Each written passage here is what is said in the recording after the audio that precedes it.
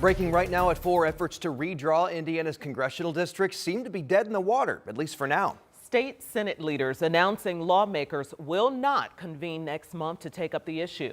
Emily Longnecker joins us in studio to break down what we have learned here. Dustin, Felicia, after months of pressure from the White House, it appears Indiana will not redraw its congressional district. Senate President Rod Bray announced this afternoon they simply do not have the votes to support it. Here's the statement Bray said, quote, "Over the last several months, Senate Republicans have given very serious and thoughtful consideration to the concept of redrawing our state's congressional maps. Today, I'm announcing there are not enough votes to move that idea forward, and the Senate will not reconvene in December." In the last week or so, we'd seen more GOP senators come out publicly against redistricting. That includes Senator Jean Leising, who I spoke with today just before the announcement came out. Senator Leising told me one of the main reasons she's a no is that her constituents overwhelmingly don't want it.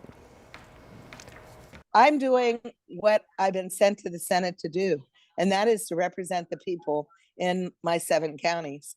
And clearly, when you have those kind of percentages, 94% to 6%, I mean, what does that mean other than you best be doing what your constituents think you should do? Meanwhile, Governor Braun is clearly not pleased. In a statement this afternoon, he said, quote, "I called for our legislators to convene to ensure Hoosier voices in Washington, D.C. are not diluted by the Democrats' gerrymandering. Our state senators need to do the right thing and show up to vote for fair maps. Hoosiers deserve to know where their elected officials stand on important issues."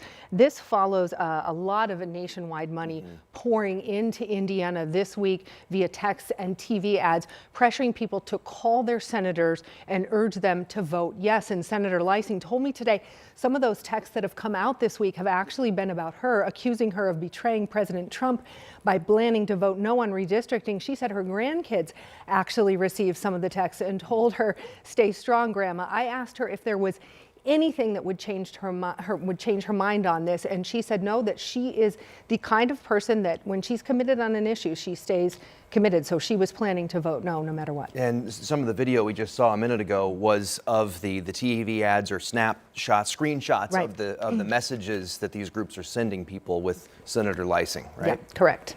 Okay, big developments this Big Friday developments. afternoon. Yep. Thank you, Emily. Okay. More coming up at 5. Thanks, Emily. All right, Emily and I are following this breaking news on Sunday's edition of Crossroads Politics as well. You can catch that new episode and all the conversation about it and reaction from all sides. It's 10 o'clock Sunday morning on WTHR+. And more breaking news, this coming in from Boone County. We've been monitoring a crash on I-65 that killed a National Guardsman and injured 3 others. This happened right near the county line, near the interchange with I-865, just south of the Zionsville, the main Zionsville exit. Want to get out to Alex Almanza. He's in the newsroom with what we know so far about this tragic accident that has tied up traffic for hours. Alex? Yeah, actually, investigators and police are preparing to open up those closed lanes on I-65, which were previously closed. All southbound lanes were closed because of the crash. Now, we do know that 4 soldiers were en route from their home armory to Camp Atterbury to take part in routine training when a Humvee and 2 other civilian vehicles crashed in Boone County. Now, a spokesperson with the Indiana National Guard tells us that 2 Humvees were traveling in a convoy, one with a trailer and one without. The one without the trailer was the one that flipped over and ejected the 4 guardsmen. And like you mentioned, 3 of those have been injured, 1 killed as a result. But now investigators turn to finding out what led up to this. Obviously, each crash is different. Some can be quicker than others.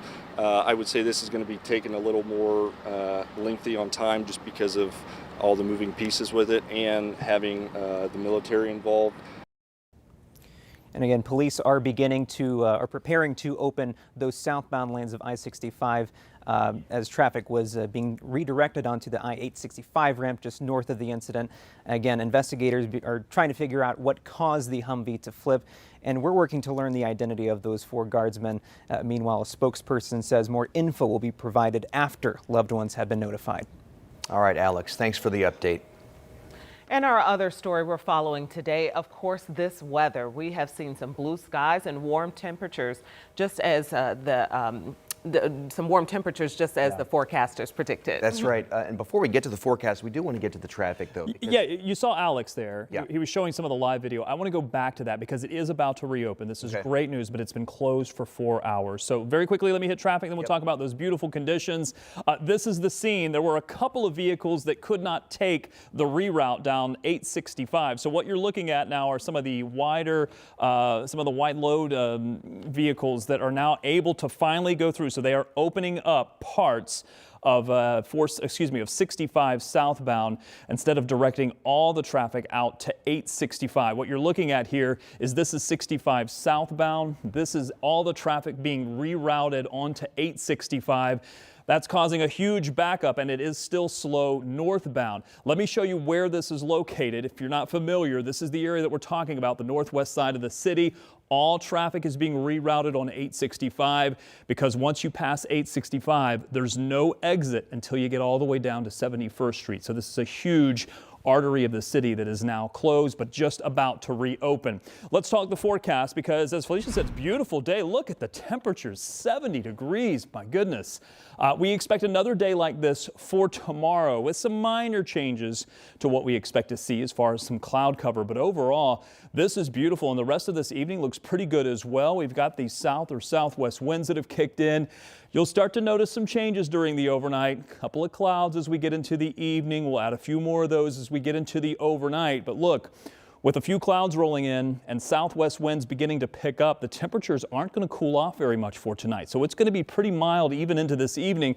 And look at your overnight low temperatures. Our morning temperature tomorrow is where our average high temperature should be. Average high this time of year is about 52 or 53 degrees.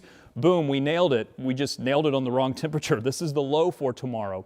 The high for tomorrow is going to be back close to 70 degrees. Mostly cloudy skies. The chance of rain is small. I'll talk about that and when we will see some rain in the 7-day forecast coming up. Thanks a lot, Rob. And now to that story that has really caught everyone's attention today, the brief chimpanzee escape at the Indianapolis Zoo. Now, the chimp is back in its enclosure, safe this afternoon.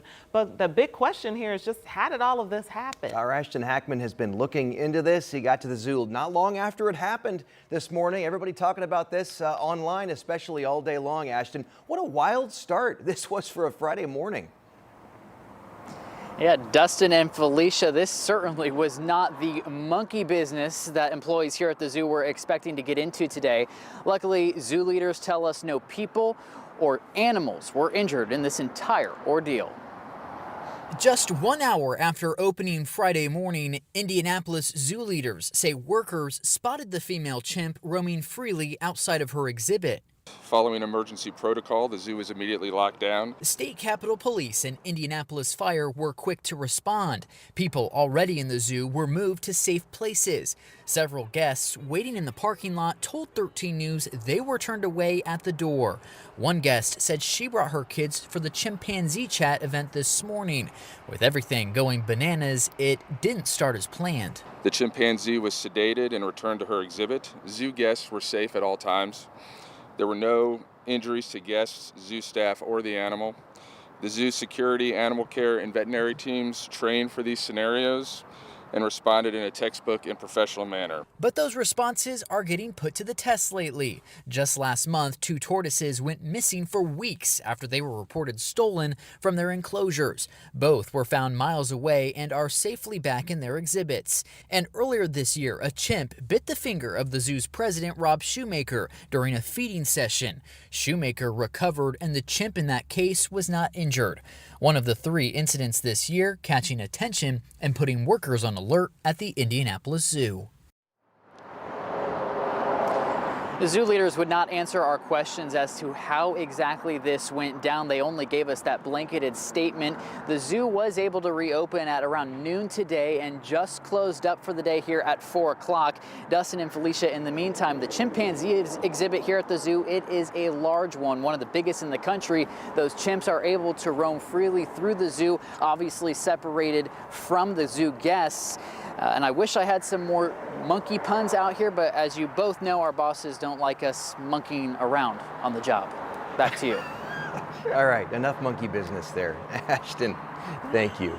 Glad everyone's okay there. Yeah, just nobody was hurt. Yeah. We appreciate a good pun, All right, Ashton. that's Good job.